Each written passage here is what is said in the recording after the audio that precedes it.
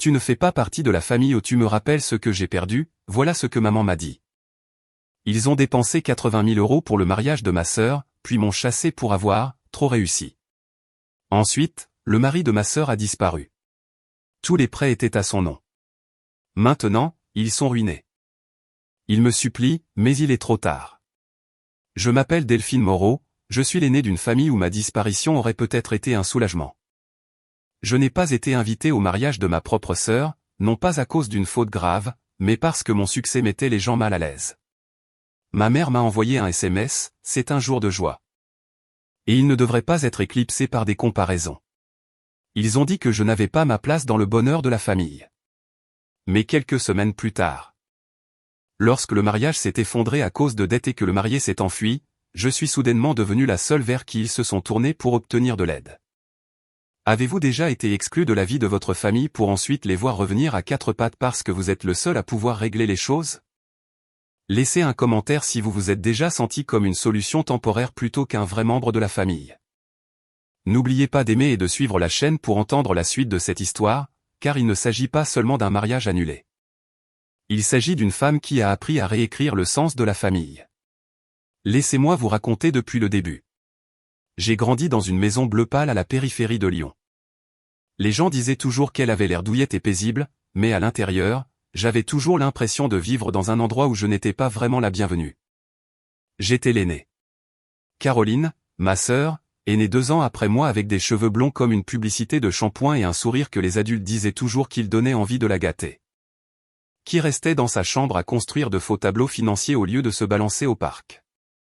J'étais calme, studieuse, obéissante. Mais dans ma maison, le silence n'était pas considéré comme une vertu. Il était considéré comme distant. Je me souviens quand j'avais 12 ans et que Caroline a eu 10 ans. Nous partagions le même anniversaire? Juste avec 2 ans d'écart. J'avais rêvé toute la semaine d'un gâteau au chocolat avec un glaçage fouetté que j'avais vu dans le magazine que ma mère aimait. J'ai laissé entendre. J'ai même laissé la publicité sur le comptoir de la cuisine. Mais ce matin-là, quand je suis descendu, la cuisine était pleine de ballons roses et d'une bannière qui disait « Pas une seule bougie pour moi ». Quand j'ai demandé, ma mère a dit « Tu es plus grande maintenant. Tu n'as pas besoin de toutes ces choses d'enfant. » Laisse Caroline profiter de sa journée spéciale. Caroline courait autour de la table avec sa nouvelle poupée, appelant ses amis de son cours de danse. J'ai pris une part de gâteau. Je me suis assise là toute seule à regarder d'autres enfants serrer leurs parents dans leurs bras et sourire pour les photos. Je n'avais personne. Ce soir-là, en rentrant à la maison, Caroline riait devant le miroir. Maman l'aidait à se démaquiller le rose. J'ai demandé « Où étiez-vous ce matin ?» Ma mère a répondu, tout excitée. Nous sommes allés faire un shooting photo pour Caroline. Un studio de mariage lui a demandé de poser. Ils ont dit que son visage s'éclairait si bien à la caméra.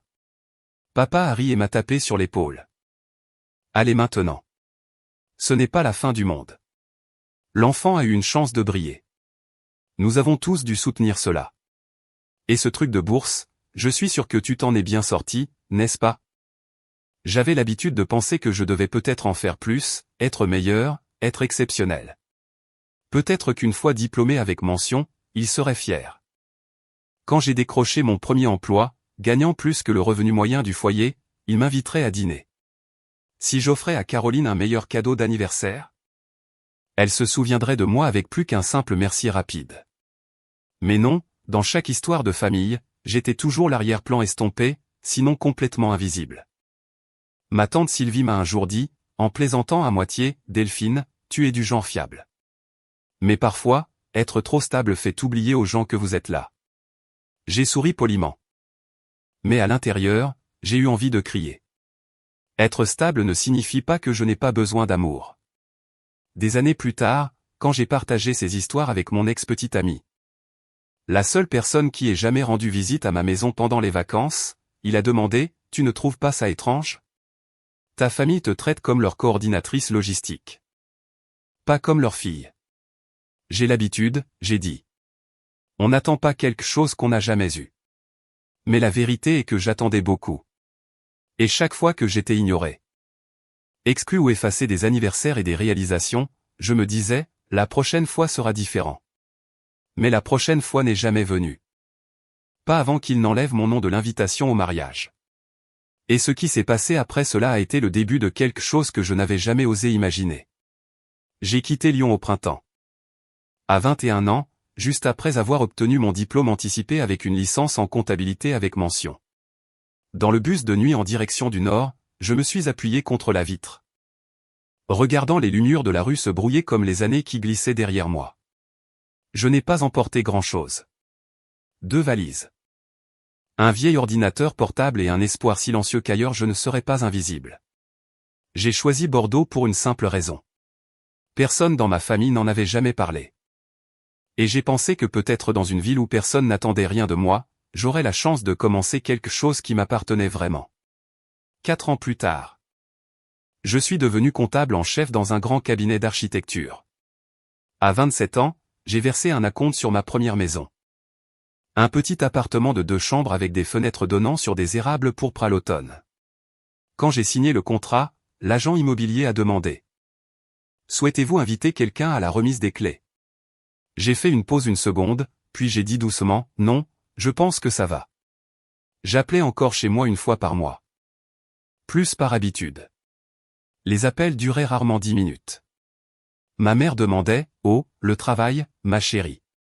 Je donnais une réponse brève. Papa intervenait avec quelque chose sur Caroline, comme: ta sœur se lance dans la fabrication de bougies. Une fille très créative. Puis il concluait par: prends soin de toi. Ne travaille pas trop. Personne ne demandait jamais: es-tu heureuse? La seule fois où ils m'ont contacté à l'avance, ce fut un après-midi de mars. Ma mère a appelé, sa voix nerveuse et un peu forcée. Delphine. Pourrais-tu aider la famille avec quelque chose? Je ne pouvais m'empêcher de sourire à sa direction honteuse. J'avais déjà une intuition et j'avais raison. Caroline avait démissionné de son poste dans un café après s'être présentée en retard et avoir eu quelques malentendus avec le gérant. Comme ma mère l'a dit légèrement. Elle avait besoin d'un peu d'argent pour s'en sortir pendant les prochains mois jusqu'à ce qu'elle trouve quelque chose qui lui convienne mieux. Je n'ai pas demandé de détails. Je ne leur ai pas rappelé l'argent que j'avais prêté l'année dernière quand ils avaient besoin de réparer le toit. J'ai viré l'argent comme demandé. 12 000 euros. Personne n'a appelé pour dire merci. 2 mois plus tard, j'ai vu la photo de Caroline sur Facebook à la station balnéaire avec la légende « Je travaille dans mon élément ». J'ai regardé ces mots pendant un long moment. Pas parce que j'étais jalouse, mais parce que j'avais réalisé que j'étais devenue la banque sans intérêt de la famille. Plus une fille, plus une sœur. Juste un portefeuille qui marche et qui envoie de l'argent. Et pourtant, j'ai essayé. J'ai acheté un cadeau d'anniversaire à Caroline. Un ensemble de pinceaux professionnels car elle avait dit un jour qu'elle voulait se remettre à l'art. J'appelais toujours en vidéo le jour de Thanksgiving. Même si l'écran était flou et que le bruit de fond couvrait la plupart des mots. J'envoyais toujours des cartes de Noël même si je n'en recevais jamais en retour. Un jour, j'ai réalisé que j'avais été retiré du groupe de discussion familiale. C'est arrivé un soir ordinaire après le travail. Je mangeais du chou-fleur rôti avec du fromage quand mon téléphone a sonné. C'était le groupe de discussion plus familial où je restais généralement silencieuse. Mais quand je l'ai ouvert, il n'y avait pas de nouveaux messages, juste un message froid. Vous n'êtes plus un participant à cette conversation. J'ai envoyé un message privé à ma mère. J'ai été retiré du groupe de discussion. Était-ce une erreur? 1 heure plus tard. Elle a répondu. Caroline a probablement cliqué sur quelque chose par accident. Je demanderai. Aucun message de suivi n'est arrivé. 3 jours plus tard. J'ai vu des photos de toute la famille célébrant le dîner de prénuptial de Caroline. La photo a été prise dans un restaurant chic avec la légende « La famille est là où tout commence bien ». Sur la photo, mes parents rayonnaient, tenant des verres à vin. Caroline montrait sa bague de fiançailles étincelante, appuyant sa tête sur l'épaule d'un homme que je n'avais jamais vu auparavant. Moi? Je ne savais même pas que ma sœur était fiancée. Je suis resté là, fixant l'écran de mon ordinateur, ma main toujours posée sur la souris. Ce n'était pas de la tristesse ou de la colère. J'avais plutôt l'impression de n'avoir jamais existé dans la famille Moreau. J'ai pensé qu'il s'était peut-être trop habitué à la version de Delphine qui restait polie, prenait du recul. Envoyait de l'argent à temps et restait silencieuse quand elle était oubliée. Cette fois, je n'étais pas sûr de vouloir continuer à jouer ce rôle. Je ne me souviens pas exactement de ce que je faisais quand j'ai reçu le message. Je me souviens seulement qu'en ouvrant la photo, je me suis figé au milieu de mon salon. L'expéditeur était Sophie. C'était une photo d'une invitation de mariage de couleur crème avec des lettres dorées en relief et les noms de la mariée et du marié au centre, Caroline Moreau et Bernard Petit. Dans le coin inférieur droit se trouvait la date et l'heure du mariage. Un après-midi d'octobre dans un jardin d'un complexe de luxe à Aix-en-Provence. Sophie a ajouté un message. As-tu déjà reçu une invitation? La carte est magnifique. Ta famille se défonce. J'ai fixé les noms. Pas de Delphine est invitée. Plus de famille. Rien. À ce moment-là, j'ai eu l'impression que quelqu'un m'avait posé une main sur la poitrine et m'avait poussé hors d'une maison à laquelle je pensais encore appartenir, même si ce n'était qu'au bord. J'ai posé mon téléphone sur la table et je me suis dirigé vers la bibliothèque. J'ai ramassé un livre au hasard et je l'ai reposé comme si faire quelque chose de normal me ramènerait à la réalité. J'ai reçu une photo de l'invitation au mariage de Caroline de la part de mon ami. Oh, c'est magnifique, n'est-ce pas? A dit ma mère. Ma tante Sylvie et moi l'avons choisi. J'ai attendu qu'elle en dise plus. Elle ne l'a pas fait. Je veux dire, je n'en ai pas reçu. Oh, d'accord. Sa voix a soudainement changé comme si elle entrait dans une conversation qu'elle avait déjà répétée. Caroline veut que la cérémonie soit axée sur des choses positives. Ta maison, ta stabilité.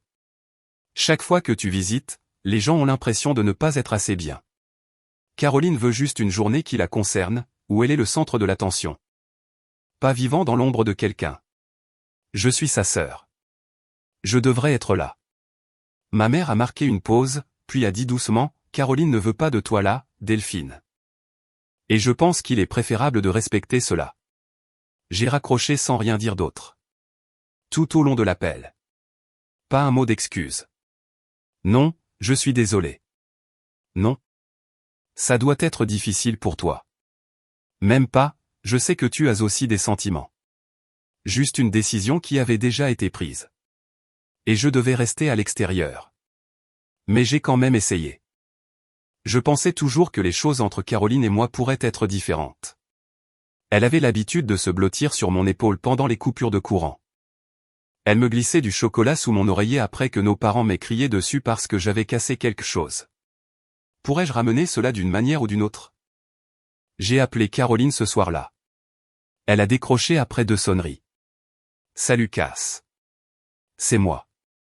Je viens de voir ton invitation de mariage. Je ne suis pas invité? Caroline a expiré comme si c'était la chose la plus évidente du monde. Tu gâches toujours l'ambiance, Delphine. Même si tu ne le veux pas. Tu entres dans une pièce et tout se fige. Tout le monde fait attention à ce qu'il dit. Maman compare toujours. Ma tante Sylvie dit que tu me fais me sentir inférieur. Me l'as-tu déjà dit? Ou as-tu simplement décidé en silence de me rejeter? Honnêtement, je me suis senti soulagé de savoir que tu ne serais pas là. Je ne veux pas que le jour de mon mariage soit le jour où Delphine se tiendra dans un coin à mettre tout le monde mal à l'aise. Je n'ai pas répondu tout de suite. Mon cœur a ralenti. Chaque battement tombant lourdement. Je n'ai jamais pensé que ma sœur pourrait dire quelque chose d'aussi direct, d'aussi dénué de chaleur. Alors, qu'est-ce que je suis pour toi, Cass? Un rappel que tu n'es pas assez bien. Caroline n'a pas nié. Ce n'est pas ta faute. Mais ce n'est pas non plus mon travail de ressentir cela le jour le plus important de ma vie. Alors garde ta journée, Caroline, et je ne te dérangerai plus jamais. J'ai raccroché. Mes doigts serraient le téléphone comme s'il s'agissait du dernier fil qui me connectait à eux. Sous la faible lumière jaune, j'ai ouvert mon ordinateur portable, j'ai tapé dans la barre de recherche. Visite d'automne, Italie, Toscane, Florence, Lucas. S'ils ne me voulaient pas dans leurs moments heureux, peut-être qu'il était temps que je crée les miens. Quelque part où personne ne me connaissait comme Delphine. Celle qui fait se sentir mal les autres. Je suis restée silencieuse pendant une semaine après cet appel avec Caroline. Pas d'appel, pas de message, pas de vérification du groupe Facebook familial. Je n'avais plus rien à dire. Et peut-être qu'il n'avait plus rien à me dire. Au lieu de cela, je me suis consacré à de petites tâches pour m'empêcher de sombrer dans de vieilles blessures. Rebooker mes vols, confirmer mes congés au travail, choisir un hôtel à Reykjavik avec vue sur la mer glacée. J'irai en Islande pendant la semaine du mariage de Caroline. Marcher parmi les vallées de la côte d'Émeraude où personne ne savait que j'étais l'aîné des filles Moreau. Je voulais disparaître tranquillement, pas fuir, mais respirer à nouveau. Le billet était réservé, la valise était faite. J'étais assise dans mon salon à écouter la pluie taper contre la vitre quand mon téléphone s'est allumé. Une notification de LinkedIn. Un message privé. L'expéditeur, Amélia Dubois. Photo de profil. Une femme d'environ 30 ans portant une chemise blanche boutonnée, des traits nets, des yeux fatigués. Le message ne contenait qu'une seule ligne. J'étais autrefois fiancé à Bernard Petit. Vérifiez les documents de l'entreprise sous les signataires autorisés. Crois-moi, j'ai froncé les sourcils. Relu le court message au moins 10 fois. Aucune explication, aucun suivi, mais quelque chose dans le ton m'empêchait de l'ignorer. Bernard Petit, le fiancé gentil et fiable dont Caroline se vantait toujours sur les réseaux sociaux. Celui qui a étudié la construction mais qui dirige maintenant sa propre entreprise, bien que personne n'ait jamais expliqué ce que cela signifiait. L'homme que toute ma famille louait comme un mari calme et idéal. Je ne le connaissais pas, je ne l'avais jamais rencontré, mais mon instinct me disait de ne pas ignorer ce message. J'ai cliqué sur le profil LinkedIn d'Amélia. Elle travaillait dans la finance d'entreprise, précédemment comptable en chef dans une entreprise à Lyon, et comme je le soupçonnais. L'une des entreprises répertoriées était Petit Construction et Finance.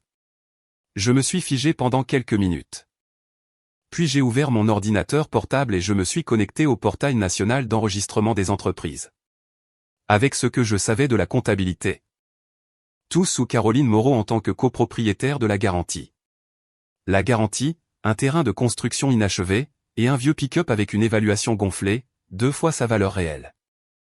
J'ai continué à explorer les rapports financiers joints, tous des chiffres vagues, des dettes circulaires, et au moins 2 prêts marqués comme délinquants, tous au nom de l'entreprise. Mais Caroline était la seule à avoir signé. Un frisson m'a parcouru l'échine. Caroline n'était pas comptable. Elle ne comprenait pas la loi financière. Elle m'avait une fois demandé. Disons impôt sur le revenu pendant Thanksgiving. Comment aurait-elle pu accepter de signer de tels documents? Ou plutôt, savait-elle même ce qu'elle avait signé? J'ai rouvert LinkedIn et j'ai envoyé un message à Amélia. J'ai regardé. Tu étais vraiment fiancé à Bernard? Que sais-tu exactement? Vous avez répondu presque immédiatement. J'ai vécu avec lui pendant près de 2 ans. Crois-moi, il sait comment entraîner les gens dans des ennuis sans laisser de traces.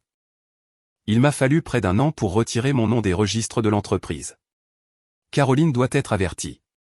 J'ai regardé le téléphone pendant un moment, puis j'ai tapé une dernière question. As-tu quelque chose de concret? Amélia a renvoyé une série d'images. L'une était un vieil email que Bernard lui avait écrit où il disait: J'ai besoin de quelqu'un pour signer comme je l'ai fait avec Caroline. Elle ne sait rien. Ci-jointe était une photo de vieux documents signés par Amélia. L'écriture presque identique à celle de Caroline sur les documents que je venais de voir. Je me suis penché en arrière et j'ai expiré. Quelque chose s'effondrait dans mon esprit. Plus que de la déception, c'était de la peur. Ma famille. Peu importe combien il m'avait blessé, Caroline était toujours ma sœur. Une fille qui ne savait pas qu'elle était utilisée pour couvrir des activités illégales. J'ai ouvert Google et j'ai cherché des cabinets d'avocats à Lyon. Pas pour poursuivre, pas pour menacer. J'avais besoin de savoir quoi faire ensuite.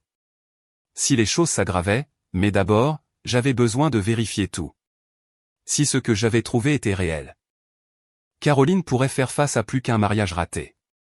Et moi, celle qu'il disait n'avoir pas sa place, je détenais maintenant un secret qui pourrait changer son avenir tout entier. La question était, qu'est-ce que je devais en faire? J'ai passé toute la nuit à réfléchir, pas à savoir si je devais m'impliquer, mais à comment le faire sans me trahir à nouveau. Le lendemain matin, je me suis assise près de la fenêtre, une tasse de café froid à la main, l'écran de l'ordinateur portable allumé sur le portail d'enquête fiscale fédérale. J'ai tranquillement téléchargé chaque document que j'avais collecté dans un dossier étiqueté « Plus confidentiel », puis je l'ai soumis avec une plainte anonyme à l'administration fiscale. Ensuite, j'ai envoyé une copie au département d'audit de la banque répertoriée dans les enregistrements de prêt. Je ne le faisais pas par vengeance, mais si je ne le faisais pas, ma conscience ne me laisserait pas dormir. Caroline m'avait peut-être exclu de sa vie, mais je ne pouvais pas rester sans rien faire pendant qu'elle était trompée, surtout le jour de son mariage. Je n'étais pas la sœur oubliée ou la fille qui corrigeait les erreurs de tout le monde. J'étais une femme dans un pays tranquille, les yeux grands ouverts, le cœur enfin en paix. J'ai loué une petite cabane à Vic, où des sources chaudes naturelles fumaient à travers des champs de soufre. Chaque matin, je préparais du thé. M'asseyais sur le porche en bois à regarder la brume flotter sur les montagnes, puis je marchais seul dans des vallées géothermiques. Personne ne savait où j'étais. Personne ne me dérangeait jusqu'au lundi après-midi, alors que j'écrivais dans un café près d'un ruisseau. Mon téléphone a soudainement sonné. J'ai regardé. 13 appels manqués de maman, papa, Caroline, tante Sylvie. Puis une série de messages a suivi. Delphine, sais-tu ce qui se passe? Appelle-moi maintenant. Bernard est parti. La police pose des questions sur les prêts au nom de Caroline. Sais-tu quelque chose? S'il te plaît, j'ai besoin de toi. J'ai ouvert mon téléphone et j'ai vérifié le groupe de discussion familiale dont j'avais été retiré. Mon nom n'y figurait toujours pas. J'ai ouvert le dernier message de Caroline. Il était écrit en mots précipités. Bernard ne s'est pas présenté pour les photos de mariage. Le compte joint a disparu. Maman dit que tu as peut-être un contact à la banque. Est-ce vrai? S'il te plaît, si tu sais quelque chose. J'ai peur. J'ai fixé les 2 derniers mots. J'ai peur. Peut-être pour la première fois de sa vie, Caroline comprenait ce sentiment. La perte de contrôle. Faire confiance à la mauvaise personne. Être abandonné sans explication. J'ai éteint l'écran. Posé le téléphone face cachée sur la table en bois et j'ai pris une profonde inspiration. Devant moi, un filet d'eau géothermique montait doucement, blanc comme le souffle de la terre. L'odeur subtile de minéraux flottait dans le vent. Au loin, un couple âgé se promenait main dans la main sur un sentier, leur rire se dissolvant dans l'air comme de la vapeur de thé vert. Je n'ai rien dit. Je suis simplement restée assise, sirotant mon thé tiède, écoutant le monde bouger tranquillement autour de moi. Je ne me sentais pas obligé de tout réparer. Je n'étais pas là pour porter leur fardeau. Je ne retournais pas par obligation, lié par le sang. J'ai regardé le ciel gris argenté au-dessus des montagnes lointaines. Le ciel ici était si vaste que je ne me sentais plus enfermé dans aucun rôle. J'étais simplement une femme qui apprenait à vivre avec ce qui ne pouvait pas être changé. Et ne ressentant plus de culpabilité d'avoir choisi le silence, je suis retourné à Lyon une semaine plus tard en silence. Personne ne m'a accompagné. Personne ne m'a accueilli chez moi. Mais cela semblait assez familier pour que cela ne me rende plus triste. La cabane en bois en Islande me restait encore en mémoire avec l'odeur du thé aux herbes et de la fumée du poêle. Tandis que la réalité frappait avec message après message. Tellement que j'ai dû désactiver les notifications de mon téléphone au bout de 3 jours. Ma mère a écrit, Delphine. Si tu sais quoi que ce soit sur ces documents, dis-le nous s'il te plaît. Caroline fait l'objet d'une enquête. Je t'en supplie. Papa a envoyé un SMS. Elle a simplement écrit, nous sommes toujours une famille. Tu ne peux pas nous tourner le dos maintenant. Les nouvelles avaient commencé à se répandre à la télévision locale. Un court segment a été diffusé un soir, l'image floue, mais montrant clairement le restaurant où le mariage était censé avoir lieu. Un mariage d'1 million d'euros annulé à la dernière minute. La famille de la mariée fait l'objet d'une enquête financière. Je me suis assise dans ma petite cuisine, une cuillère à la main, mangeant de la soupe de tomates en regardant l'écran. Un des voisins de mes parents a été interviewé devant la maison bleu pâle que j'appelais autrefois chez moi. J'ai entendu dire qu'ils avaient hypothéqué toute la maison pour couvrir la compte du mariage. Cette fille cadette était vraiment choyée. Mais ensuite, le marié a disparu. Le bruit court qu'il utilisait une fausse identité. La caméra s'est dirigée vers le porche avant. Ma mère est sortie pour fermer la porte, mais pas avant que l'objectif n'attrape son visage épuisé. En dessous se trouvait un bandeau de nouvelles. La famille refuse de commenter. Coopère actuellement avec la banque et l'administration fiscale. Je me suis souvenu de chaque conversation passée. Les fois où j'ai offert une aide financière et où l'on m'a dit « l'argent n'achète pas l'amour, Delphine. Tu veux toujours tout contrôler. » Mais maintenant, c'était différent. Maintenant. Ils avaient besoin de moi.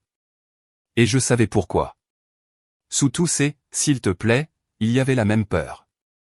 La peur de tout perdre. La maison, la réputation. Le statut dans une communauté qu'ils avaient protégée avec des sourires polis et des histoires sur le succès de la fille cadette. Mais maintenant le nom de Caroline était sur les formulaires officiels et moi, Delphine, celle qu'ils avaient laissée de côté pour le mariage, le groupe de discussion, les vacances. J'étais soudainement la seule à pouvoir sauver la famille. Je ne l'ai dit à personne, mais je savais que la maison à Lyon avait été hypothéquée à près de 80% de sa valeur. Mes parents n'avaient pas de fonds de retraite assez importants pour rembourser cela. Ma tante Sylvie a perdu sa réputation après le scandale du mariage. Personne ne l'embauchait plus pour des événements.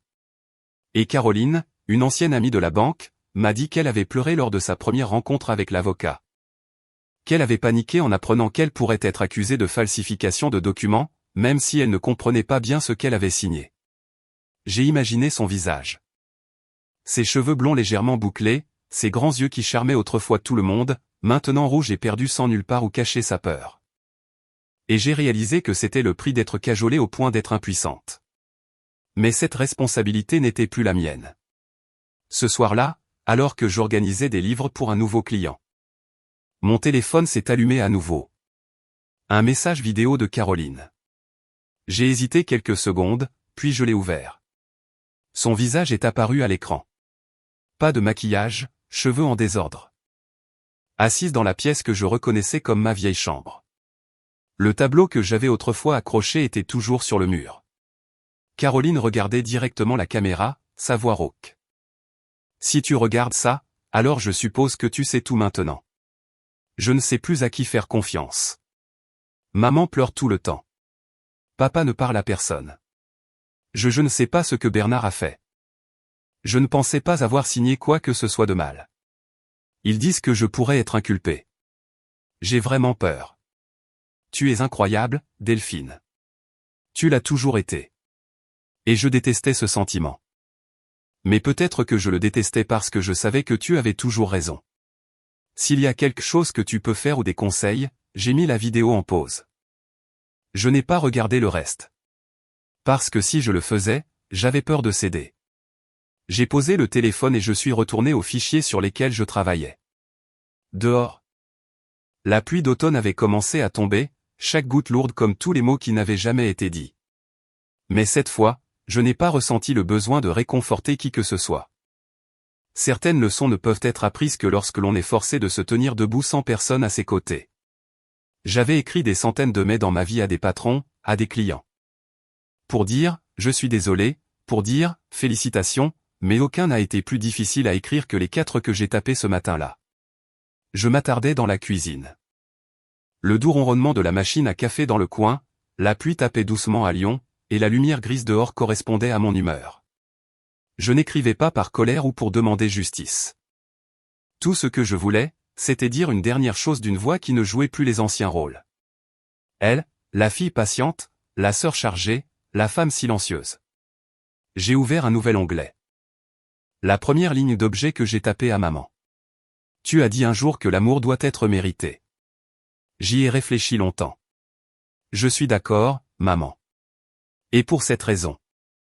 Je ne peux pas continuer à espérer quelque chose que je n'ai jamais eu juste parce que nous partageons du sang. Je vous souhaite la paix. S'il vous plaît, n'envoyez plus de messages. Tout ce que je devais dire, je l'ai dit. Et puis il y a eu le deuxième à papa. Je ne suis plus le portefeuille d'urgence de la famille. J'ai un jour pensé que si je donnais assez, je serais considéré comme un vrai membre de cette famille. Mais la seule chose qui ait jamais été reconnue, c'est le solde du compte que j'ai envoyé. J'espère que vous comprenez que ce n'est pas par ressentiment. C'est simple. J'ai arrêté d'essayer d'être aimé par des gens qui ne veulent pas m'aimer de la bonne manière. Le 3e email. Caroline. Je me suis assise devant l'écran plus longtemps cette fois. Quelque chose dans ses yeux de la vieille vidéo persistait, comme une égratignure, pas assez profonde pour saigner. Mais persistante. Félicitations d'avoir eu ta journée spéciale comme tu la voulais, seule. Tu as dit une fois que je ruinais l'ambiance. C'est peut-être vrai. Mais j'étais aussi celle qui apportait des cadeaux d'anniversaire à ta porte, qui t'envoyait de l'argent quand les frais de scolarité étaient dus. Qui était la seule à ne pas t'abandonner quand tes amis se détournaient. Tu as le droit de choisir une vie sans moi. Et je respecte cela. Mais à partir de maintenant, si tu as besoin de moi, je ne serai plus là. Certaines portes ne se ferment pas par colère. Elles se ferment parce que nous avons grandi. Le dernier était celui sur lequel j'ai le plus hésité. Ma tante Sylvie. La femme qui souriait toujours, mais derrière ce sourire il y avait une fine couche de favoritisme. Légère comme de la soie, tranchante partout où elle touchait. Tu m'as un jour appelé une ombre lors des réunions de famille. Peut-être que tu as oublié. Une ombre n'existe que là où il y a de la lumière. Mais tout le monde n'est pas assez courageux pour regarder directement cette lumière. Je ne te blâme plus. J'espère qu'un jour tu comprendras. Ignorer quelqu'un ne le fait pas disparaître. Cela ne fait que rendre celui qui ignore plus petit. Je ne reviendrai pas. Je n'en parlerai plus. Et j'espère que toi non plus. J'ai envoyé les 4 emails en même temps. Je n'ai pas attendu de réponse. Je n'ai pas activé les notifications. Je me suis levé et j'ai ouvert la fenêtre. Dehors, la pluie tombait toujours. Mais la pluie de Lyon ne semblait pas aussi lourde que la pluie qui tombait autrefois en moi. C'était simplement de la pluie. Tomber, nettoyer, puis passer. Ce jour-là, je n'ai rien fait de spécial. J'ai simplement rangé la maison, fait des biscuits et joué un disque de jazz doux. Mais tout en moi avait changé. Je n'attendais pas de rédemption. J'avais répondu pour la première et dernière fois d'une voix qui ne demandait plus, ne ressentait plus de ressentiment. Et je savais clairement que je n'avais besoin de la permission de personne pour m'éloigner d'une histoire qui était fausse depuis trop longtemps. Je n'avais jamais prévu de quitter Lyon. Mais un après-midi de début d'hiver, alors que je sortais du bureau après une longue journée de révision des registres clients, j'ai aperçu mon reflet dans la fenêtre d'un café. Yeux fatigués. Épaules légèrement voûtées, le visage d'une femme qui allait bien, mais qui n'était jamais vraiment vivante. Ce soir-là, je n'ai pas pu dormir. Je suis resté au lit à écouter la pluie taper sur le toit et j'ai pensé à quand j'étais enfant, rêvant toujours d'un endroit que je pourrais appeler chez moi, pas un point d'arrêt entre les faveurs. 3 semaines plus tard, j'ai déménagé dans une petite ville côtière de Bretagne où le vent bruissait dans les pins et où les librairies croyaient encore au papier. La maison que j'ai choisie était une petite maison de 2 étages peinte en vert sarcelle, à quelques minutes à pied du rivage. À côté se trouvait une vieille librairie qui appartenait autrefois à un couple de retraités. Ils ne voulaient la vendre à personne, ont-ils dit. Nous voulons quelqu'un qui maintiendra les lumières allumées quand il pleut. J'ai acheté le magasin avec les économies de mon ancien emploi et je l'ai renommé le second chapitre. Chaque matin, j'ouvrais les portes à 9 heures, je préparais du café, je mettais quelques paniers de cookies faits maison, et je jouais de la musique vintage douce. Les clients ne se pressaient jamais. Ils s'asseyaient et lisaient, écoutant parfois le vent sur le porche ou me demandant « Avez-vous quelque chose qui rappelle aux gens qu'ils sont encore entiers ?» Je souriais et je leur donnais un vieux Simenon ou un exemplaire usé de Colette. Au début, je n'avais pas prévu de rester pour toujours. Mais cette petite ville s'est installée dans mon cœur comme l'océan qui serpente à travers les rochers sans demander. Je me suis lié d'amitié avec un groupe de femmes d'âge moyen qui venaient tous les mardis, elles s'appelaient les conteuses.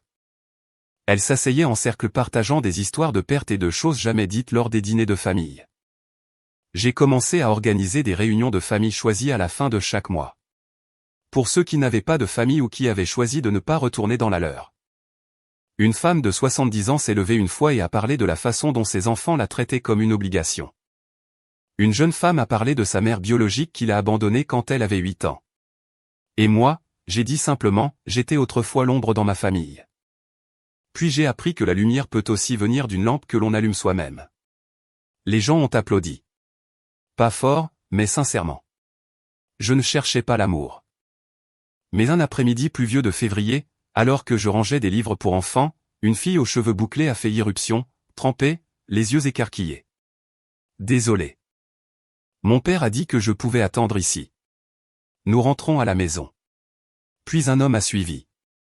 Un homme grand et élancé aux yeux doux marqués par le temps. Il a souri. Désolé. Ma fille a tendance à se précipiter dans tout endroit avec des livres et une odeur de cookies. J'ai ri. C'est peut-être la meilleure habitude que j'ai jamais entendue. Il a tendu la main. Antoine Lefebvre. Je suis le professeur d'art du lycée voisin. Et voici Zoé. Elle a lu tous les livres de dinosaures de la bibliothèque, alors elle élargit son territoire. Zoé sautillait entre les étagères, marmonnant « Avez-vous quelque chose sur les volcans ?» Antoine a dit qu'il était veuf depuis 4 ans. Que Zoé était la seule chose qui le maintenait à terre. Qu'il n'avait jamais pensé recommencer avant d'entrer dans une librairie en bord de mer où une femme a donné à sa fille une copie de Volcan pour esprit curieux sans demander pourquoi. Nous avons commencé par de courtes conversations autour d'un café après le travail, puis des dîners simples, du saumon grillé, de la soupe de courge musquée. Des conversations faciles qui ne se pressaient pas. Une fois, j'ai demandé, pensez-vous que les gens peuvent vraiment choisir leur famille ? Antoine n'a pas répondu tout de suite. Il a doucement tenu ma main et m'a regardé comme si la réponse était déjà dans le silence. Zoé m'a appelé Miss Delphine une fois sur un coup de tête. Je ne l'ai pas corrigé. J'ai aimé ça. Étrange et chaleureux. La vie n'était pas bruyante, pas éblouissante, mais chaque jour, j'avais l'impression d'appartenir. Pas parce que quelqu'un avait besoin de quelque chose de moi. Mais parce que j'étais simplement moi. Je gardais une vieille photo dans le tiroir derrière le comptoir. Moi et Caroline enfant, assises dans un fort en couverture, riant sans souci. Je ne la regardais pas souvent, mais parfois, quand il pleuvait trop fort pour ouvrir le magasin, je la sortais, je traçais le bord du bout des doigts, puis je la rangeais. C'est peut-être l'un des plus grands pouvoirs qu'une personne oubliée puisse s'accorder. Le jour du lancement de mon livre, il a plu légèrement. Pas la pluie lourde et triste des anciens jours de Lyon, mais une brume légère qui faisait frissonner les pins, et les passants relevaient leur col, mais souriaient quand même. L'air invisible ? Un mémoire d'amour sans excuse. Je l'avais écrit sur 2 ans, tôt le matin avant que la ville ne se réveille, ou tard le soir après que Zoé se soit couchée. Chaque chapitre une coupe nette. Ne laissant pas l'amertume parler, mais permettant à la vérité d'être vue. De l'enfance négligée. Au moment où je me tenais sur un glacier islandais et que j'ai réalisé que je n'avais besoin de personne d'autre pour me sentir digne de la lumière. Je ne m'attendais pas à ce que ce soit un best-seller, mais étonnamment, les lecteurs sont venus de partout. L'un a envoyé une lettre manuscrite à la boutique. J'étais l'enfant laissé de côté de toutes les photos de famille. Merci d'avoir écrit ceci pour moi. Un autre a attendu tranquillement devant la boutique. M'a demandé de signer un vieil exemplaire, puis a murmuré, tu ne me connais pas, mais je te connais. Un après-midi, Zoé et moi trions des livres restants après un événement de lecture. Elle avait 10 ans maintenant. Presque à hauteur d'épaule, cheveux épais toujours attachés légèrement de travers. Elle disait souvent des choses qui me prenaient au dépourvu. Maman ? Parce que je pense que si j'avais une maman avant et que maintenant je t'appelle maman, alors peut-être que peu importe qui est arrivé en premier. Ce qui compte, c'est qui reste, n'est-ce pas ? Je n'ai pas répondu tout de suite. Je me suis approché et je l'ai serré dans mes bras, ma main posée légèrement sur son dos. C'est vrai. Celui qui reste, c'est celui que nous appelons chez nous. Ce soir-là, nous avons reçu un petit paquet sans nom de retour, une enveloppe marron usée estampillée d'une ville à plus de 1000 km de là. Zoé l'a apportée. L'a posée sur la table et a demandé curieusement, de qui est-ce, maman ? Je l'ai ouverte avec un ancien coupe-papier. Ma main se figeant en voyant l'écriture inclinée familière sur la carte à l'intérieur. L'encre avait légèrement bavé dans un coin. Peut-être à cause de la pluie. Delphine. Je n'ai pas grand-chose pour m'accrocher à part les souvenirs. Je suis en traitement. Ils m'ont dit que je devrais écrire des lettres aux personnes que j'ai blessées. Je sais que tout le monde n'a pas besoin d'excuses, mais si vous avez encore une petite place dans votre cœur pour les choses inachevées, j'aimerais y placer ceci. Je suis désolé et j'espère être pardonné. Alors que je pliais lentement la carte postale, une pause silencieuse s'est étirée dans l'espace, déjà trop immobile. Zoé a incliné la tête et m'a regardé. Qu'y a-t-il, maman ? J'ai secoué la tête et j'ai souri. Rien, ma chérie. Juste une vieille amie qui envoie un bonjour tardif. Elle n'a pas demandé plus. Elle m'a serré dans ses bras, puis s'est dirigée à pas de loup pour prendre la boîte de cartes que je gardais dans le tiroir. Je veux faire une carte de remerciement pour la voisine d'hier. Celle qui m'a donné la pâquerette sèche. Tu te souviens? Je me suis levé et je me suis dirigé vers la cuisine pour réchauffer de l'eau. Dehors, la pluie s'était arrêtée. De doux rayons de soleil filtraient à travers les nuages, s'inclinant sur les vitres de la librairie. J'ai placé la carte postale de Caroline dans le tiroir, pas déchirée, pas laissée sur la table. Juste rangée comme un vieux ticket de train dépassé. Elle ne va plus nulle part, mais elle fait toujours partie du voyage. Zoé est rentrée du salon, tenant la nouvelle carte qu'elle avait dessinée. Maman, puis-je écrire ceci? Merci d'être restée. La meilleure phrase que j'ai jamais entendue. Je l'ai tenue près de moi, posant mon menton sur ses cheveux. Nous n'avons prononcé aucun autre mot. À ce moment-là, j'ai su que certaines réponses n'ont jamais besoin d'être envoyées, et certaines fins n'ont pas besoin d'explication. Comme quelqu'un qui donne tout en étant étiqueté froid ou distant simplement parce que vous êtes différent. Mon histoire n'est pas destinée à blâmer qui que ce soit. Mais à nous rappeler que l'amour ne devrait jamais être une récompense pour la conformité. Chaque personne mérite d'être vue et valorisée. Pas pour ce qu'elle peut donner, mais simplement pour ce qu'elle est. Si vous avez déjà été exclu des moments heureux, si votre nom a été oublié sur une invitation, ou si vous avez dû réécrire le sens de la famille par vous-même. J'espère que cette histoire vous atteindra de la manière la plus douce et la plus vraie qui soit. Partagez vos réflexions dans les commentaires. Que choisissez-vous lorsque la douleur vient des personnes avec qui vous partagez du sang? Et si vous êtes sur le chemin de vous redécouvrir, sachez ceci. Parfois, la vraie famille, c'est ceux que vous choisissez de garder, pas ceux dont vous avez peur de vous éloigner.